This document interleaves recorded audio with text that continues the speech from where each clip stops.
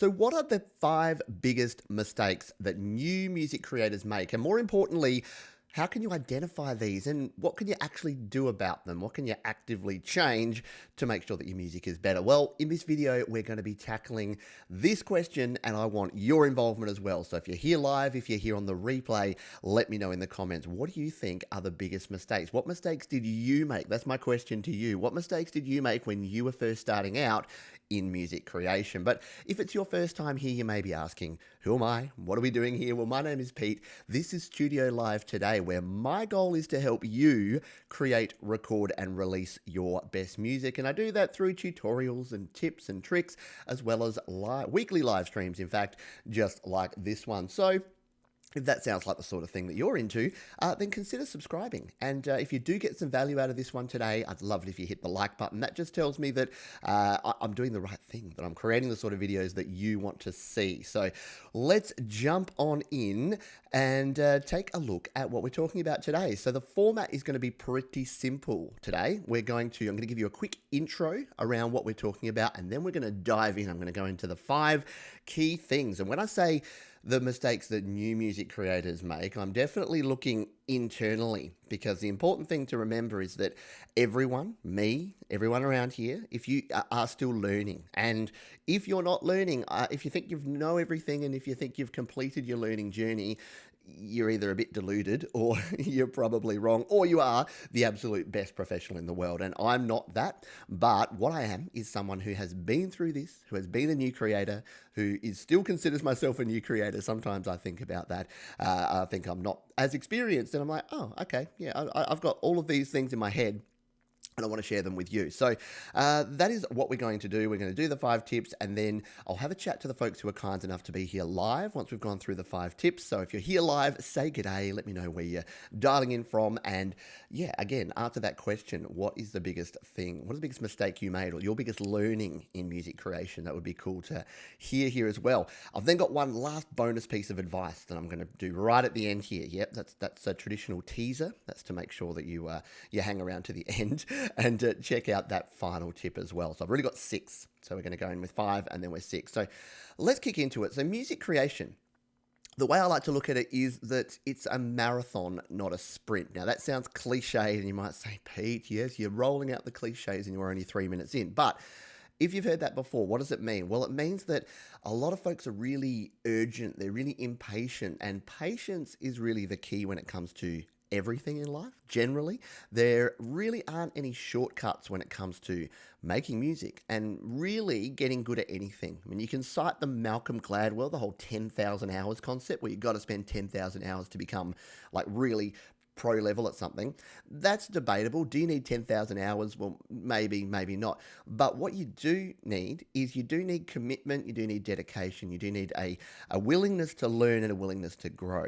So on the surface, you might think talking about the 5 biggest mistakes is a very negative way, but the way I'm positioning this is it's actually a very positive thing, because what I want to do is not give you a shortcut, not say, hey, Pete said do these 5 things, and then tomorrow you're creating amazing music. It doesn't work like that. But what these can hopefully do is that the 20 years of music creation it took me to learn these things, maybe it's going to take you 10 or 5. Like maybe you can shortcut the process a little bit, but again, it's not a sprint, it's a marathon. So keep that in mind as we go through that. The purpose of this video is to help you identify, to help you go, yes, I am making those mistakes. Here's some things that I can do about it. Here's what we can do to rectify it. So that's what we'll jump into right now. But a quick g'day. Thank you to those who are here live. Brian Zimmerman's here. Edgardo, Zavala, Aramasia, Cash Lee TV, Earthlings here, Aramasia, Jan Boosh is here, Tyler Dozier, Storm Plays, a bunch of folks that I'm probably missing there, but we'll come back and chat to you as we go on. Number 1. The number 1 thing is timing. Now, you could interpret this in a number of ways, but the way that I'm meaning here is musical timing. Now, this is going to be maybe a bit controversial, but the biggest thing that screams out amateur to me when I'm listening to a song, so a lot of folks send me songs and I listen to them, and if they're off the beat, so if the vocals aren't in like on the same beat as the drums, or the guitars are coming in way too early or way too late, it's the first thing that I look at and the first thing I can hear. And it's really hard to get past that. It could be an amazing song with a catchy hook and brilliant vocals and great songwriting. If it's out of time, For me, I can't get past that. And you might be thinking, oh, great. So I can't be, 1 millisecond off the beat. What is Pete saying here? Like, I've listened to 70s punk. I know that you can be successful in being off the beat. No, I don't mean that. I just mean those really obvious, and you've probably listened to them. You've probably heard similar songs, and you've probably produced songs yourself. I certainly have. I listen to my early work and I'm like, oh my goodness, could that guitar have come in any more late? Like, it's seriously, it really bugs me to listen to this. So what is my advice with this one? It's to get your timing right early on. And there's some practical ways you can work on this. You can make sure that you're using a click track or a metronome. My best advice though is not just using that, like, we've all heard that metronome or that click track sound. It's not great yet. It doesn't really inspire you. You're not like, yeah, I'm rocking out to this beat. So what I suggest you do, you've all got your digital audio workstations. You can add drum tracks. Add in a drum track that is going to be a similar groove. The best way to sing, to play, to create in the pocket, in the groove, is to have that groove from the start. So actually be hearing it, listening to it, getting into the groove right from the start. You'll really find that you play better and you get everything lined up. The obvious solution is quantization, and I'm not here to tell you use quantization on every song. Like, if you're not familiar with quantization, that is where with your virtual instruments, you can line them up. So you can basically say, line this up to the quarter note, the 8th note, the 16th note, put them right on the grid. There's a little bit too much of putting it on the grid these days. So I'm definitely not suggesting that you want to be, this perfect robot computer metronome all the time. You need some feel, you need some life in your music. But by the same token, if it's sounding really sloppy, it's really going to just scream out amateur, and it's going to make it hard for people to get past that and listen to your tune. So I hope that resonates with some of you, and don't feel bad. Like I said, I'm guilty of this, and it's taken me a long time. And the best thing you can do is to play with a metronome, like just literally just play along to some drum beats, play along to your favorite songs. Like people mock cover songs, and people mock, lip syncing or playing along to other people's songs. It can be the best thing because you're listening to a familiar beat, a familiar groove. If you can play along with that groove, then it's going to help you learn how to play right on the beat, and it's going to make your songs really pop. I promise you. All right, number two. Number two is volume or gain. And this is one that I made early on, and we all go through this evolutionary process. The majority of songs, the majority of new creators that I listen to have their volume way too loud. I'll say it again, the majority of people creating music for the first time, they turn it up to 11. Why do they do that? Well, it's natural, right? So if you're getting into music creation, you think of playing music and you think of, if I've got a cool song, I want to turn it up to the volume that I want to listen to it at, yeah? Okay, that's cool. So keep that concept in mind. You want to listen to it at the volume that you want to listen to it at. But keep this in mind. Once you record 4 tracks, 8 tracks, 16, 32 tracks, if every single track is turned up to that volume, what is it going to sound like? A dog's breakfast or a complete mess or whatever you want to call it. It's not going to sound great if all of your tracks are too loud. So that's problem number one, right, with volume, is if you mix everything at the volume that you think you want to hear it, by the time you mix in all your instruments, it's going to be way too loud. So keep talking about that. The other thing is the gain. So the input that you set it to. So there's two ways that you can, there's a heap of different ways that you can set your gain, and we can talk about gain staging. That's a whole separate topic. That's basically how you set the gain going into your interface, and then from your interface to your DAW, and then your DAW to your mix and your sends and your effects and all of that. But in its simplest form, there is in and there is out. So there's input gain or volume, and there's output gain or volume. And the number one thing I see new creators confusing is getting those two things confused. They think that to get a louder volume on the output, they need to really turn up the input. And it couldn't be further from the truth. In fact, if you turn your input up too loud, you will do something called clipping or distorting or going to the red. Got a number of names, all of them mean the same thing, bad. So keeping your input gain down, you can then turn your output gain up. So don't think that, oh man, I've got to record this killer face-melting guitar solo, so I better crank up my input gain. No, that's not going to help you. What you need to do is get your input gain at a nice level. It doesn't have to be quiet. Like, you don't want to not be able to hear it or have no waveform to edit, but you want it somewhere in the middle there. And then you can bump up your output gain. You can use compression. You can use EQ. You can use a bunch of tools after you've recorded it. But what you can't do is, if you've got a clipped signal on the input, you then can't bring it down. So once you're over, it's like, not too late. You can't bring it back down. So that's what I talk about with volume. So that's a little bit, it's simple. You can go into a lot of detail with it, but in its simplest form, try to make sure you're right. And look, some people actually do it. The weird thing is, the problem with volume used to be too quiet. So people would actually record it too quiet because they didn't know about things like compression. So back when I was first recording, you had like your 4-track tape recorder.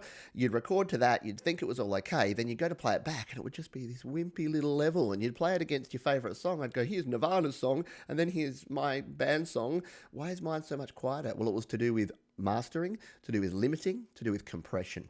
We have all of those things. We have the ability to do those here in our DAWs now. And if you want to learn how to do those, shameless plug, Studio Live Today, heap of videos. Search for limiting, search for compression, search for mastering. Over at studiolivetoday.com, you'll find a heap of videos and resources about all of those. So the key takeaway from that one, volume or gain, less is more. Don't go too loud. You'll thank me when your mix is sounding balanced and is not clipping and is not sounding like a big distorted mess. All right, we're getting through these. That's two things that hopefully you've been able to relate with and that are resonating with you. They certainly were things that I did wrong when I was starting out. You can be sure of that. Number 3, copy and paste. So why is Pete saying copy and paste is bad and it's a mistake? It is actually one of the best tools. I love digital recording for the fact that we can take one thing, we can copy it, we can paste it in, we can fly our parts around. We can say, oh, that chorus actually would sound better after the bridge, not before it. And we can just grab it all and we can slide it over. All of these things are great. The problem is, the inherent problem is that it actually drives a little bit of, if I want to be critical, laziness. And if I want to just be non-critical, cutting corners or just repetition. So the trouble is, again, when I listen to someone's song, so a new creator says, hey, Pete, I've got a dope new track. It's fire, fire, fire, 100, 100, 100. They send it to me and I listen to it. I'm like, oh, yeah, cool intro. And then it kicks in with a verse. I'm like, yeah, cool verse. And then it kicks in a chorus. I'm like, yeah, I'm digging this tune. Where's it going from here? And then it goes back to the verse and it's identical to the first verse. And then it goes to the chorus and it's identical to the second chorus, so the first chorus. And then it goes to the verse. And I'm like, I think I'm done. All right, stop. And then I move on. So what I'm saying there is that a really good song takes you on a journey from start to finish. I was chatting with Aramasea, who's here on the live stream, and he was talking about storytelling. And any song, and I don't care if it's an EDM song, I don't care if it's singer-songwriter, I don't care if it's rock or punk or whatever, it's telling a story. It needs a start, a middle, and an end. Now, you might say, oh, what about prog rock that goes up and down and goes all over the place? There's exceptions to every rule, yeah? I'm not saying yes, no, black, white, but the majority of good songs that I've heard, that I enjoy, that I like, have a start, they have some way of getting into it, they have a middle, and then they have an end. The start may only be tiny, may just get right into it really quickly. The end may only be tiny, but it's going to have a journey. It's going to take you on a journey. Otherwise, it's just the same thing all the way through. You get 1 minute into a 4-minute song, and you don't think it's going to give you anything else. Why would you listen to the other 3 minutes? So the key with copy and paste is use it as a tool, use it as an effective tool that's going to make you more efficient, that's going to help you. Because the great thing about copy and paste is you don't have to reinvent the wheel. Like, there's nothing wrong with taking your first chorus and then copying your drum loops or your hand claps or your percussion. But what I'm saying is, don't just grab that cool guitar riff and then just shift it, lift it and shift it over to the second half. That's not going to sound great because it's exactly the same. Play it again, but play it with a different flair, put a different effect on it, throw a wah on there, or up the distortion, or throw some really cool delay and reverb the second time around, or add a second guitar. So you can bring some of those components over, you can shortcut the process. I'm just saying, don't copy and paste everything all the time. All right. Again, hopefully this is resonating with you. If you are getting value out of this, if it's getting some aha moments that are going, oh yeah, maybe I do that, some of those things, maybe I need to think about the way that I create, that's great. And that's what I'm here for. So again, if you're getting value, hit the like button, and it tells me that, yeah, this is useful information that's going to help you out. Number 4. So we're getting towards the end. We've only got 5 here. We're at number 4. Number 4 is not going all in. So what do I mean by this, not going all in? When people start out in music creation, it's a little bit, like, depending who you are, some people it won't be a problem. But if you're like a lot of creators, if you're introverted, if you're a little bit reserved, you're probably going to be within yourself. You're going to play within yourself. You're definitely, if you're singing, you're definitely going to sing within yourself. Now, we've all seen American Idol, where the people that can't sing get out there and they belt it out with all of this passion, and you're just like, you need to settle down a bit. And I think most of us are actually really in fear of being that person. But the problem is, if you are even thinking about that, if that's even a thought in your head, you ain't that person, right? You are probably so far down the spectrum that you, at your fullest, most all in, is actually going to be about normal. And I say this about video and about being on camera and about live presentation, is you kind of have to be, you don't have to be someone else, but you do have to be, I say, a 2x version of yourself. So if you had a chat with me, if you were sitting here in this room with me right now, and we're having this exact same conversation, I wouldn't be sitting down with you going, so, John, what you need to do, see, is you need to sing with, if you're singing within yourself, you need to blast it out and go all in. Yeah, I would be a little bit more relaxed and reserved. Otherwise, yeah, at this point, I'm talking to a camera. It's a difference between talking to a camera and talking to a person. The same thing with your music. Yeah. So, yeah, there are some artists that have made an absolute niche where they are very laid back and mellow and they're just doing their thing.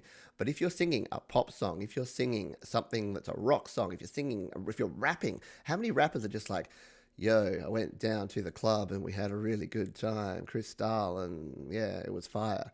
Like, who's listening to that? No one, right? Yeah, same with your rock songs. If Kurt Cobain was just like, well, actually, he was in some of his songs. Bad example. But yeah, Eddie Vedder, he belts out his songs. You know, Chris Cornell, like, you think Soundgarden, you think the great artists that I love and that hopefully that you love as well, they're really pushing it out. And when they're not, that's a choice. So that's basic. I know it's a bit of an all-encompassing one. It's a little bit less sort of specific, but try and see what happens if you take risks, because it's all about taking risks and chances, yeah? If you stay well within your comfort zone doing what you've always done, you're never going to find out what it would be like if you did try to rap on that latest song, if you did try to do some hip-hop, if you did try to do some, I don't know, Scandinavian death metal interpretive dance. I don't know. There's plenty of things that you can try, plenty of things you can do, but the key is, and you know, this is coming from me, I'm Mr. Comfort Zone. I love my comfort zones. I love the norm, I love organized, and I love structure.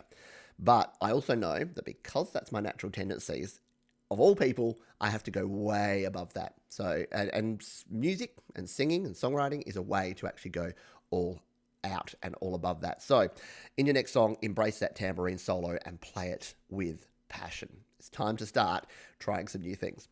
Alrighty, we are coming to number 5 here. I need a quick coffee break, so have your drink. And we'll get into number 5, numero 5. I think that was 2 different languages. I think that was Italian and then French. Sorry to my Italian and French listeners. I'm confusing your languages. All right, number 5, and this is the important one. And if you've been around this channel before, a lot, at all, you know this. It's in the title of every video. I say it at the start. I want to help you create, record, and release your best music. And yes, you got it. That last word, release, is the number one thing I see new creators not doing enough of. And that is sharing their music. So sharing your music is scary. It's daunting. It's overwhelming. It can be just, it is literally one of the hardest things that you can do, because what you're doing is you're saying, here's something that's really precious and important to me that I spent a lot of time creating that I'm pretty proud of, and I'm going to put it out there to the world and open myself up to all sorts of criticisms, to all sorts of complaints, to all sorts of feedback. That's at least what your brain is thinking. Your lizard brain that's sitting in the back there, that's going fight or flight, is going, I don't want to put this out here because it's either going to make me want to run away, the flight, or it's going to make me get really angry because people are going to basically pile on to what is, in essence, my baby. It's my song. It's what I've created. So if those are familiar thoughts and familiar patterns to you and you're not sharing music because of it, I empathize with you, and I was there. So I started sharing my music. Well, it's weird because I shared music when I was a teenager and probably didn't really overthink it. I just created it and I shared it and I just went with it. But you know what wasn't around when I was a teenager? Social media. And I was sharing it with my friends. I'd hand them a tape and they'd say, hey, cool song, nice work. I didn't have 1,000, 10,000 people just sitting there waiting to tell me what was wrong with my song and why I sucked and why I should never record music again.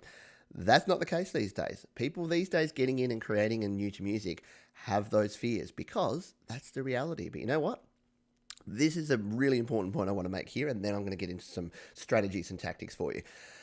I've been thinking about this more and more, and there's a really interesting thing that happens. I've been watching a lot of masterclasses lately. I watched the Tom Morello one. I watched Hans Zimmer masterclass. I watch a lot of videos and I read a lot of articles about professionals in the field. So these are people that have made it, yeah. These are people that are at the top of their game. So they are creating music, they're making a living from music, they're able to actually make really great music, and they're super experienced and super talented people.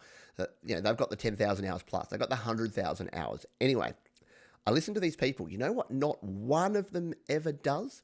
And that is poop down on other people's work. They don't ever be overcritical. They are 100% confident in their own work, and they do nothing but motivate, encourage, and build people up. And this is true of everyone I can think of. I can't find an example of someone who is popular, famous, successful, whatever you want to call it, that is actually, I mean, maybe there is. I don't know. There's a whole thing of like the diss track things, and there's the rappers that are fighting with other rappers, whatever. I'm probably not into that much of the culture, but the people who are helping, the people who are educating other people around music creation are saying things like, create with what you have. Tom Morello was awesome. He's like, yeah, create with whatever you got. You got your guitar, your crappy guitar you got from the thrift store, and you got an amp. That's your tone. Find out a way that you can make killer music with that tone. Hans Zimmer said the same thing. He said, hey, if you've got a laptop, if you've got your iPhone and you can create music, like you don't have to write a score with a 30-piece orchestra. You can write a score on your phone. You can write a score on your laptop. Like he's encouraging people to do that. And it got me realizing, and I think I knew this already, but the people who push other people down, who tell you that you're crap, who tell you that you can't create, are the ones in the middle. They're the ones that want to be the famous, the successful, the next level, but they're frustrated because they're not there. And all they see is the barrier to entry getting lessened. They see more people coming up below them because they think people are below them. Again, whole different mindset thing. We'll talk about it later. But they think people are below them, so they want to push down. And again, the only people that do that are people that haven't made it. People that are threatened by the fact that other people are maybe bubbling up, and maybe someone in their studio, in their back room, maybe a 12-year-old with an iPhone is making better music than they are with their $50,000 worth of gear. So that's a roundabout way of saying, if you are considering sharing your music, if you are considering putting yourself out there, you do have to be thick-skinned, but you do have to make sure that you are prepared for what you're going to get, because you will get these comments. I will get these comments on this video most likely. Someone will come on here and say, Pete, you couldn't be more wrong. No one should try. Everyone should only ever have a $50,000 studio, whatever. But yes, get in there and do it. So here's some of the advantages of actually doing this. It is that it'll make you finish your songs. So if you are sharing your music, like hands up who's got half finished, 3/4 finished, 95% finished songs.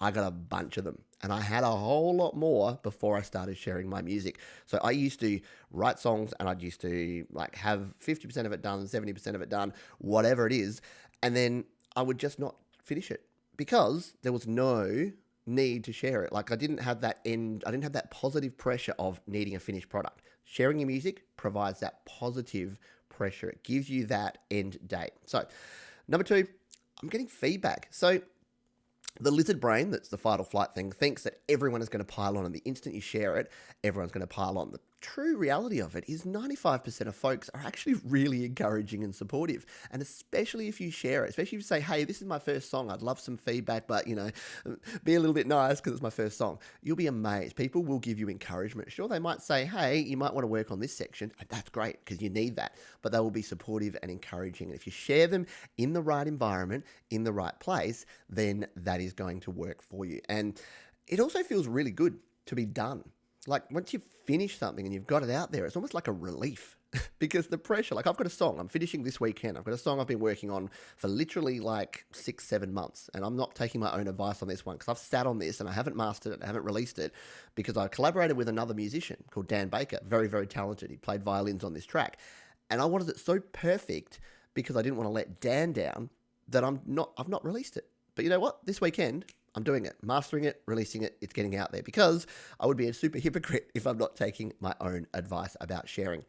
And the final, and this is the fourth point of the fifth point, is that it creates a body of work for you, right? So it creates a body of work. Now, what does that mean? It means that I can now look back on my previous releases.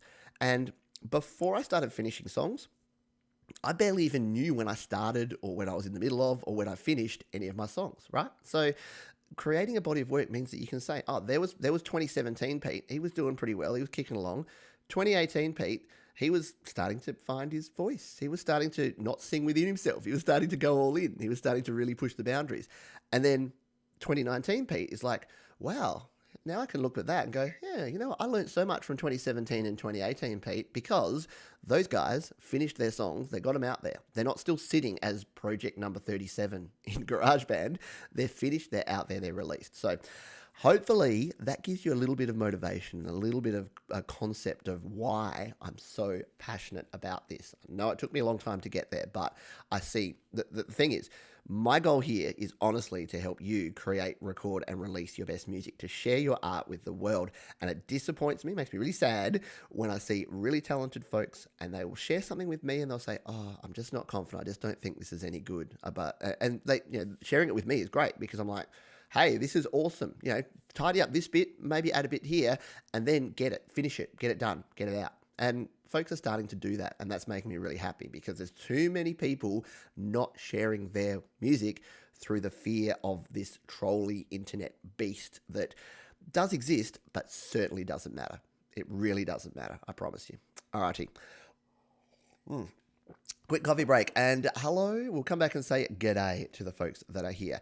Yes, so there's been lots and lots of chat here, so I'm going to struggle to be able to find, but I'll say hello to the people we've got here that have been added here since I said hello last time. So I've seen Edgardo. I've said hello to you. Darren Bryant is here too. Thank you for joining me here live. Sun Ray.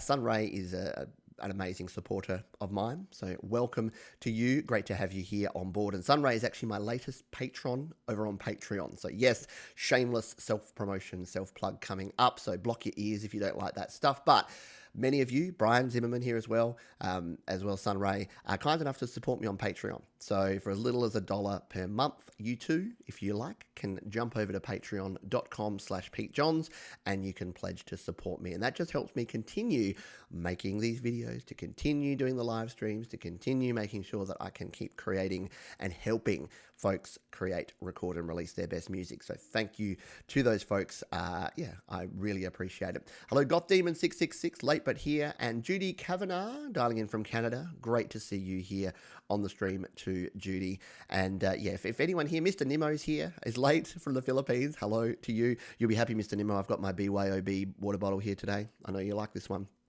It's a very cool way to stay hydrated. And Mike Swaim, g'day to you. Northern Lyrics is here too. So hopefully I've grabbed everyone there. And if you do, so what I might get you to do, because the comments are so flowing here, which is great, and I'm not going to be able to keep up with them, go into the comments after this video. If you don't mind, if you do want to share, and if you're on the replay as well, if you're not here live, share what was the biggest learning that you had when you started out. So what was the big thing that you learned? Was it one of these 5 things? Was it something completely different? I think there's a lot of value in sharing and learning from other people, not just from me, not just from your favorite creators, but learn from each other and learn from the community.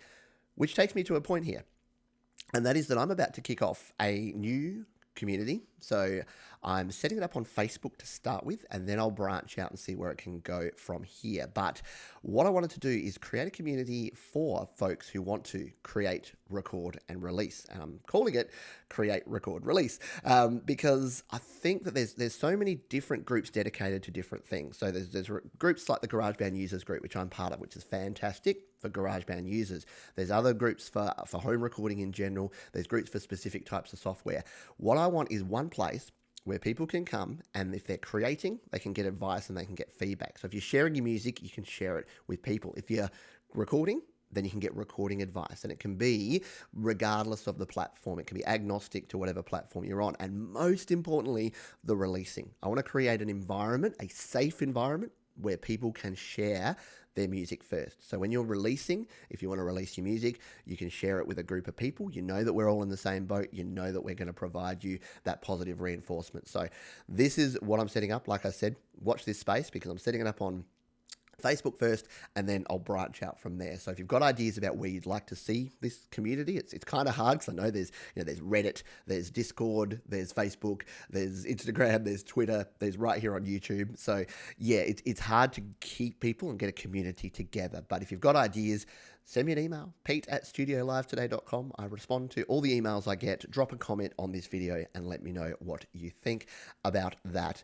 Because, like I said, I really want to make sure that we have an opportunity, that you have an opportunity to share your music. And I think there's a lot of value in doing something like that, where it's not just me, but you've got a whole community of people that can jump in and help you out. All right, here's bonus time. So this is what I wanted to finish with here today. And that is that there are musicians and artists who seem to pop up, right, and they're an overnight success. And there's an old saying is that it takes a long time to be an overnight success. So, artists have to try hard. And I use Justin Bieber in this example, which you might think that's very weird, Pete, why you're talking about Justin Bieber. But it's an artist that you can point to that's kind of in the new world, because a lot of people come to me and they're like, I want to create music. I want to be famous. I want to make money. I want to be a professional. I want to quit the day job and just play music. But don't know how to get there. And I'm like, oh, cool. How long have you been playing music for? And they're like, about 6 months. I'm like, okay. 6 months, yeah, okay. And then I go into my rant about it's not a sprint, it's a marathon, all that sort of stuff. But yeah, they say, 6 months. I'm like, okay, that's cool. And they're like, yeah, I see these people online, like Justin Bieber, who puts some videos up. He's playing guitar and singing along to a couple of songs. He's doing some cover songs. Someone grabs him, big producer says, hey, that kid's got talent. He produces a record, gives him a record deal. And the next day, he's fine. Do you think that was the first time Justin Bieber had picked up a guitar? And that was the first time that Justin Bieber had sang a song. Now, whether you like Justin Bieber as a musician or as a person doesn't really matter. And I would give my opinion, but it's probably pretty clear. But he was just a kid who put videos of himself out there. But he practiced and learnt the guitar. He was a talented guitarist, and he was a very talented singer. Sure, had natural talent. Natural talent gives you a leg up, but it doesn't give you it all. You still have to practice. The most naturally talented person still needs to practice. Wayne Gretzky, best hockey player, arguably, ever, practiced like 10 hours a day as a kid. Like his dad, another story there, but his dad would take him out and, from 5 o'clock in the morning to like 5 o'clock in the evening, he'd be out there skating on the pond, doing his thing, practicing his shots, practicing his passing, practicing his skating. So yeah, these overnight successes takes a long time. It's a marathon, as I said. It's not a sprint. And Ed Carter said, Justin Bieber, no. I know. What a bad example. Insert name of your favorite band there. And in fact, insert name of some of the great bands that you like, because there's a lot of, maybe the better example would be some of the bands that came up when their players were older. So not every band started when, got famous when they were 18. Like a lot of these bands, the players were in their 20s and 30s even before they became successful and popular. Billy Joel was grinding it out as a teenager and as a 20-something in the East Coast, playing piano. But like the reason he wrote Piano Man is he was literally a piano man. He was literally playing piano in bars for tips as like a teenager and in his early 20s. And then he went on to be one of the biggest recording artists of all time. So yeah, you do have to go through the grind. There's no shortcut. There's nothing that's going to take you all the way, overnight, 6 months, 12 months. Just be realistic about it and keep doing your thing, because yes, there's different levels of talent.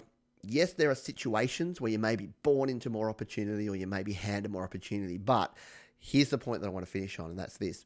The playing field, as I mentioned before, some people may not like it, but the playing field for music creation is more level than ever before. So literally your ability to make good music, regardless of your experience, is better than ever. You've got the tools, you've got the ability to share, you've got all of these resources that you can get online, that you can get from all of the different places that you've got here, and it really will help you out. Yes, put in the hours, put in the work, and you'll actually be able to get there. And once you're there, that's the thing.